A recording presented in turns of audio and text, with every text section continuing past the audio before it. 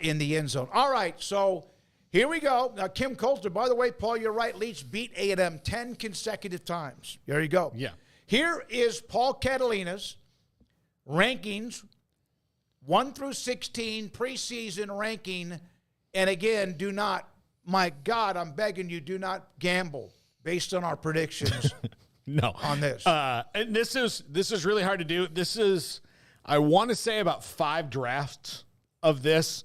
It's hard enough to do the team where you have to really look at people and transfers, and newcomer of the year is a weird thing. Like, do Colorado and Utah, like, do Pac-12 players count in this? Or sure they do. I mean, that's why I put. They're a part of the conference. Yeah, but like, if Cam Rising was back and he was healthy, he probably, even with Jalen Daniels among others, So that was it's the 2024 So I just was like, but I mean, because it's just so different. No, it's definitely different. Yeah. So anyway, I at number 1 I have Kansas State. I'm a big believer in Avery Johnson. He's an electric playmaker. I'm a big believer in DJ Giddens and Dylan Edwards, their running backs. I like that they picked up Dante Cephas. I know he didn't have a great year at Penn State last year, but I also don't think they had a quarterback like Avery Johnson.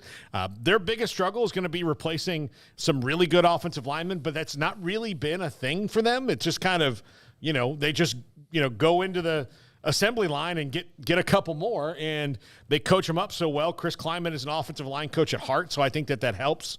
If you look at that, one of the things to look at is if you see a team that always has a good one position, like Alabama and defensive backs. Well, you know why that is? Because Nick Saban that's his expertise.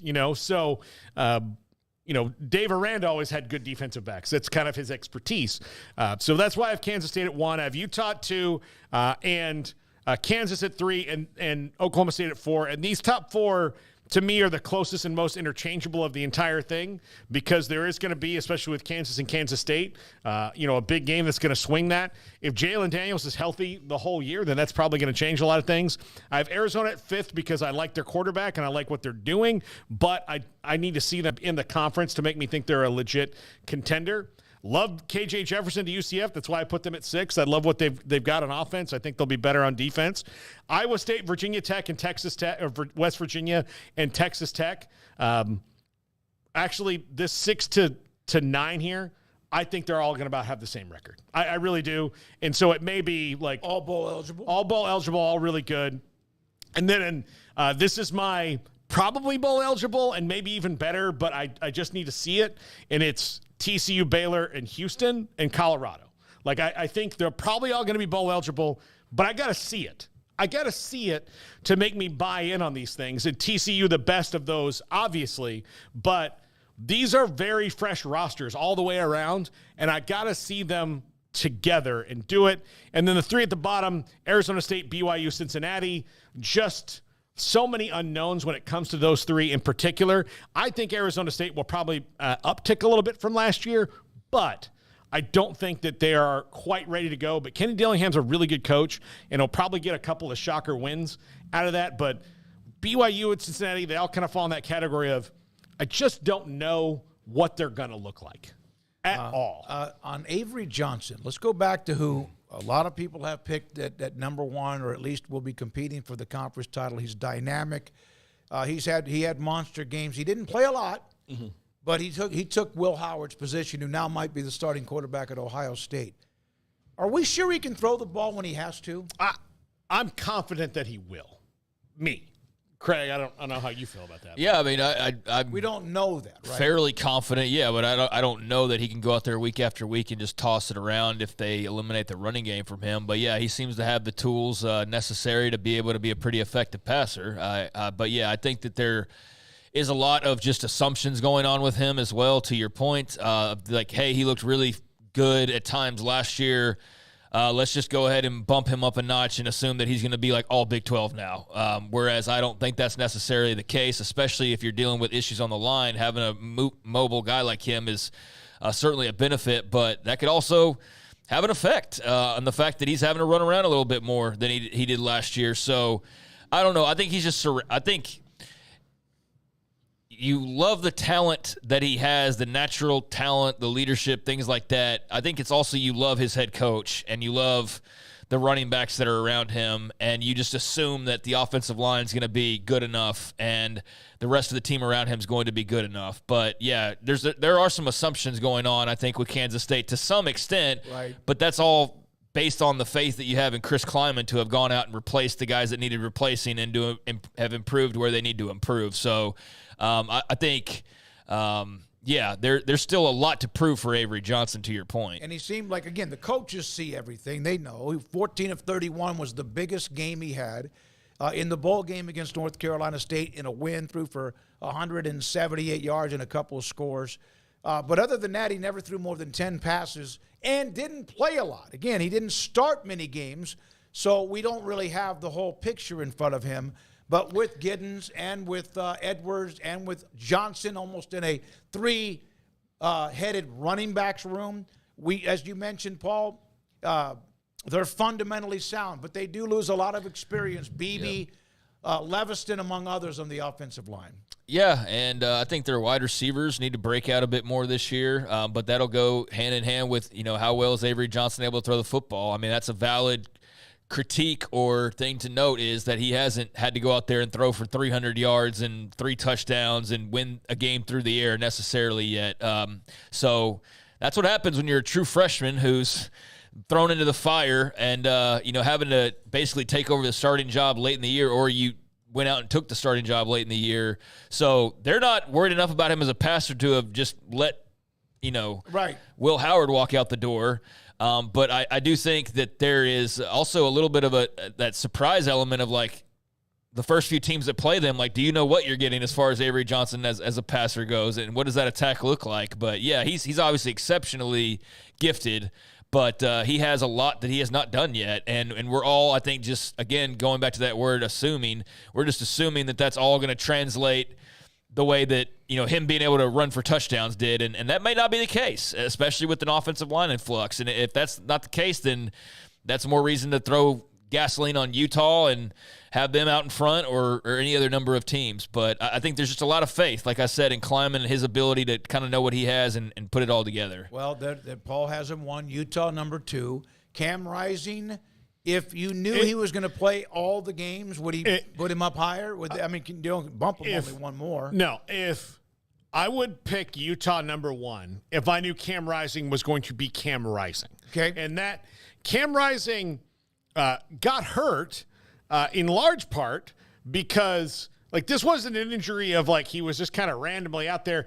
Cam Rising gets hurt because Cam puts his nose in everything. Like, he is not afraid to mix things up. He's a tough guy QB, and that knee injury was really bad. And my question is about guys coming back from injuries that bad is, can they be a new version of themselves if they have to be, or is he going to be the same version of himself? And that's the big question I have about them. Scott Mitchell, by the way, former Utah quarterback, does broadcast with Utah, will join us on Thursday. Be a good question. And I will ask him that, because that's the key. If Cam Rising can be as close as he can be to Cam Rising we saw 2 years ago that led Utah to a conference title and a Rose Bowl and all of that, then Katie barred the door. Yeah, they lost that Rose Bowl game in a great game with Ohio State. Was that when the Chris Olave had like 300 and some? Was it Olave who had a bunch of yards receiving? It was the kid from Lake Travis. Oh, Jackson Smith and Jigba. Yeah, he had the huge game. We were covering the Sugar Bowl when they were wrapping up that game. All right, so let's keep that up there for a second. In the front line 1, who among those 4 are you least, positive will end up there? Oklahoma State. And I don't think they'll be that, they could go down a line to me. I don't know if Alan Bowman's going to be healthy for 2 years in a row. I don't know how good Garrett Rangel really is. I don't know how good all those guys. Mike Gundy will coach his ass off. I'm not worried about that. I just wonder how good they're going to be at that position. And if you look at the 3 teams I have picked above them and the teams I have directly behind them, all their quarterbacks are guys I would take over Alan Bowman. And as a matter of fact, maybe even to 9, I would take them over Alan Bowman for sure. Okay. The mixture with Iowa State, West Virginia, Texas Tech, UCF, and all them, man, my God, that literally is, you could just, at any of those numbers, that's probably going to be highly debated, the midsection of the conference too. Which of the ones from 9 to 16, in your opinion, have the highest ceiling to rise above what you have them as, and be a part of, and might even be a part of a chase into mid to late November? Tech and TCU. If they're healthy, Tech, the only reason I put them at 9, even that low, and didn't kind of mix it up and maybe switch them with UCF is they've not had a healthy quarterback for 2 straight years. They keep rotating through quarterbacks. So I need to see Joey McGuire and that offensive line. I need to see them stay healthy, and I need the quarterback to stay healthy for me to fully buy in on Tech. I think they're getting better incrementally, but I do think that constantly having to rotate quarterbacks because of injuries has hurt them over the last couple years. They're better on the road than they were 2 years ago. They were better on the road last year. I expect that trend to continue. But, again, I got to see the offensive line keep those guys upright and not getting hurt for long stretches. And then TCU, they're 5-7 last year. If they, Sonny Dykes kind of gave us a nice little insight into why he felt that, but I need to see them get back on their schedule and do that to make me believe that they're real contenders. All right, Craig, your thoughts about Arizona at 5? I'm not as high on Arizona, although I feel like I'm the ringleader of the whole Noah Fafita, Tetero McMillan fan club. As far as like when they first got brought into the Big 12, I was proudly shouting out those guys' names because I'd watched a lot of them, and I was very excited about just being able to watch that duo. But, Arizona's defense was also very, very good, and they had good running back and this and that. But I feel like I haven't been able to really understand outside of like Tetero McMillan and Noah Fafita and maybe a guy here and there why they're getting so much love when they've had a coaching change and they've had as much of a changeover as they've had, especially defensively. A big part of why they were good was their defense. Their defense now is, basically in Austin, Texas, as far as the coach behind it and some of the defensive linemen. So I don't know. I haven't put my list together yet, but one of the things that I've thought about already is kind of like who's higher than they need to be for me, and I think Arizona might be one of those schools. I think they're going to be good. I just don't know that they're going to roll into the Big 12 and be one of the 4 or 5 best teams like right out of the gates. Had they stayed intact, though, that'd be easy to say. Yeah, yes. No, if their head coach stayed and their defensive lineman stayed and their defensive coordinator stayed and, all that, they rolled back a team that beat the hell out of Oklahoma in a bowl game and won 10-plus games last year. Yeah, if they all came back 100%, I'd be, right to the front of the line to punch that ticket. But that's not the case. That's not at all the case. They got a lot to come back that you like, but it's not the team that ended last year as strongly as they did. So they might be a little bit high for me, but I don't think they're one of the bottom rung teams either. From Fight On Natties, the quarterback's last name from Arizona sounds like a wrap you would order at Subway. Fafita, yeah, you could definitely. I mean, that might be Big 12 Eats when they do the food pita items, the Fafita pita or Fafita fajitas. That right? Well, I need to be in charge of Big 12 Eats at this point with the ideas. Like, I mean, honestly, but. Yeah, the Fafita fajita, I could see that being a nice item out there in Tucson, but it does sound like that. Right. But you'll be hearing a lot of Fafita, I would imagine, this upcoming season. How about this? The Fafita fajita pita. Oh, there you go. Yeah, there you go. And it's like fajita meat inside of a pita. Yeah, I think we could do that. Sure, anything that rhymes. Gordita, if we wanted to. Yeah, I think we've gone down a lane though. We found a lane for Noah Fafita Big 12 food items for sure. Okay, Paul, of the final thing on your rankings. Which did you ever at any time think of Kim Coulter? And you were petrified to put him too low because of the backlash that he was. Draft 1 had them number 1. So just because of that. No, I did. I think the better question is how much did he punish Oklahoma State for wet blanket? Would be the more fair I have question. not seen him in that. No. Yeah, I have not seen him in here. No, I haven't seen him. Okay, no. I did. No, I did. Like, I knew that when I did it, I thought I was going to get a text from him. I knew I would. But it is. like, again, my reasons are not have anything to do with my confidence in them to get better. I think they're going to be better. My reasoning is just about, can you keep a quarterback in shoulder pads all year long that's the same guy? It's the same reason I don't have Kansas winning this thing.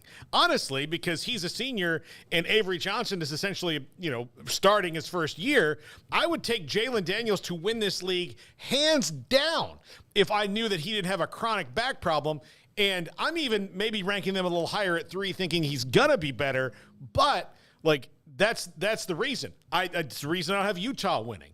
And then after that, it gets a little dicier. If Tech has Baron Morton all year long, they'll probably finish 5th or 6th. All right, so you have Utah with Rising trying to come back for a second year. KU with Daniels in his back. Oklahoma State with Bowman, who has a history at times of having the injuries. Who has a history as long as the Bible at this point of his college career. Yeah, I mean, he's been around so long at this stage. So you stick around long enough, you're going to have an injury history of some sort, I think. Marcus Emmert in the chat. Yes, Craig, exactly. How do you put Iowa State at 7?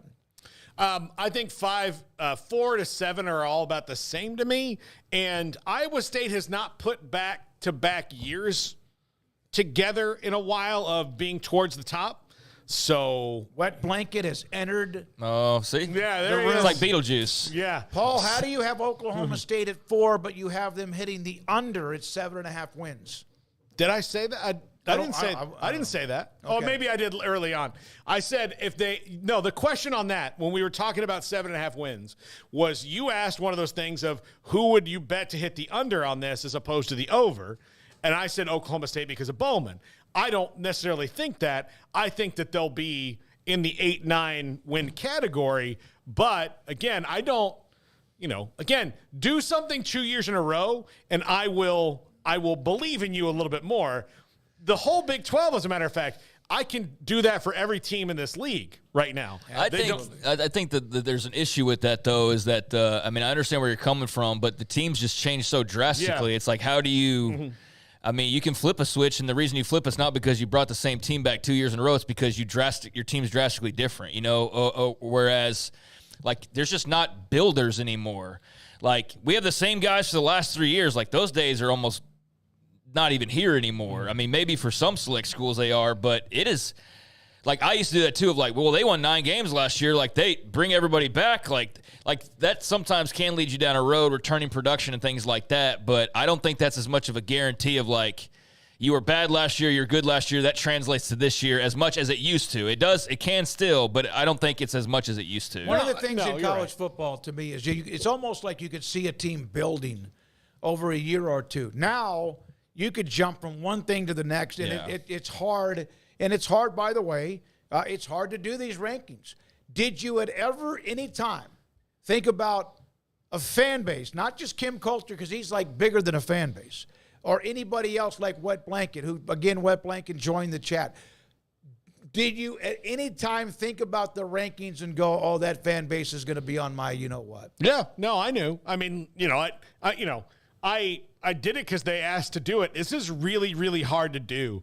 There's too many teams, man, and we're trying to add more teams. What are we doing? It was hard enough when there were 10 teams. It was harder when there were 12, and then 14, and then 14, right. and then and then now there's 16 teams. It's just all right. It's really hard to do, and also.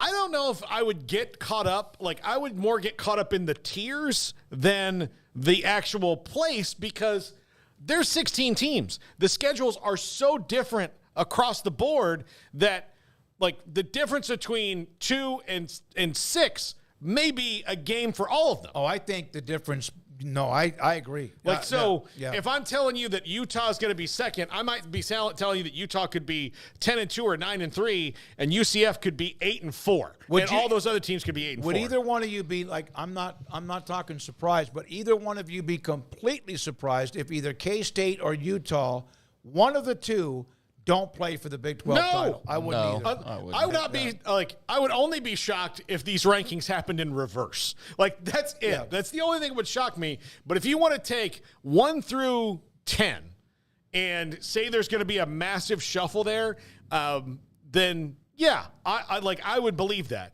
I think Baylor and Houston will be bowl eligible. I think Colorado will be bowl eligible. I just don't think those teams are really going to contend for the conference. 13 teams are bowl eligible? Yeah, I mean, considering that. I don't know if that's mathematically possible, but I understand what you're saying. I mean, it's got to get to 6 wins, and everybody's got 2 games on their schedule. They're automatically going to win.